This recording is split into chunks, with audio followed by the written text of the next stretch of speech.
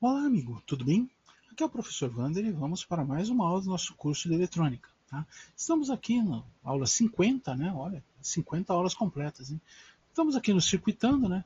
Vamos fazer um ensaio de diodos visando aqui o trabalho de tempo de recuperação. Ah, mas o que é isso? Tempo de recuperação. Olha lá. Eu tenho o gráfico aqui, tá? Misturado de tensão e corrente de um diodo. Então, o diodo está conduzindo nesta fase aqui. Então, ele tem a circulação de uma certa corrente e uma certa tensão, que é a tensão de queda sobre ele, né? O diodo é um elemento semicondutor, ele tem lá a sua tensão de queda de trabalho. Tá? De repente, a tensão se inverte, né? E o diodo passa a cortar. Porém, ele não corta instantaneamente. Ele tem um tempo para que as cargas parem de circular. E durante este período existe uma circulação negativa de corrente no diodo. Sim, ele conduz ao contrário. Durante um período muito pequeno, mas conduz. Para um retificador de 60 Hz, para um retificador comum, isso não é problema. Esse tempo aqui praticamente não influi no ciclo de potência. Mas quando nós começamos a elevar a frequência de trabalho, né, quando começamos a trabalhar com circuitos chaveados, né, isso aqui começa a fazer diferença. E nós vamos mostrar nessa aula algumas dessas diferenças. Então, tempo de recuperação, o que é? É o tempo montado por norma, né, determinado por norma, para que o diodo praticamente pare de conduzir. Tá? Então, vamos dar uma olhadinha nesses detalhes aí. Vamos ver primeiro os tipos de diodos que nós temos. Temos, olha lá, diodo retificador de uso geral. É o diodo que nós usamos nas fontes. Normalmente opera em baixa frequência, 60 Hz. Então, não há grandes problemas aqui, porque o ciclo é muito longo. Né? Então, o tempo de recuperação aqui, mesmo que seja elevado para um diodo, é muito rápido, levando em consideração a retificação em 60 Hz. Tá? Então, aqui não se tem tanto problema. Tá? Para frequências mais elevadas, existem diodos específicos. Um deles é o diodo Schottky. Qual que é a grande jogada do diodo Schottky? Em vez de uma junção PN normal, ele tem uma junção entre um metal, né, bom condutor, normalmente ouro, né, e o material do tipo P. O que isso faz? Isso diminui, olha aqui, ó, camada de depressão. Diminui a camada de depressão, elevando a velocidade de recombinação dos portadores aqui quando a corrente se inverte. Então, esse diodo, para altas frequências, ele retifica melhor. Tá? Então, é uma das maneiras aí. Outra característica desse diodo, baixa queda de tensão na condução. Como a camada de depressão é menor, quando ele está conduzindo, a tensão é menor também. Porém, tá? Como a camada de depressão é mais estreita, a tensão máxima reversa também é mais baixa. Então, tipicamente, o diodo Schottky, tá? Tem tensão de condução mais baixa e tensão reversa mais baixa comparado ao diodo de silício normal. Dentro do silício existem algumas táticas, né, alguns métodos de trabalho para fazer, né, na dopagem que o diodo tenha uma recuperação mais rápida. Se você pegar uma junção PN normal aqui, ó, tempo de recuperação, né, razoavelmente elevado. O que o pessoal faz? Eles colocam uma camada de material intrínseco aqui no meio, bem fininha. Eles colocam na dopagem, né, entre o material tipo P e o material tipo N, uma parte que não foi dopada com nada, nem P nem N. Então isso permite o quê? Reduz o tempo, né, de recuperação. Tá? Tem lá os seus contratempos, mas são aceitáveis dentro das necessidades de aplicação do diodo. É uma maneira de não usar o método de Schottky e conseguir um diodo de recuperação razoavelmente mais rápida. Né? Então o tempo aqui de corte é menor. E existem diodos de alta tensão. Normalmente é um encapsulamento de vários diodos juntos ou, tá, uma dopagem especial aqui. Tá? Nós vimos aqui 4 tipos de diodos de potência. Existem outros, tá? Mas aqui os 4 básicos aí para a gente ter uma ideia do que, com o que trabalhar.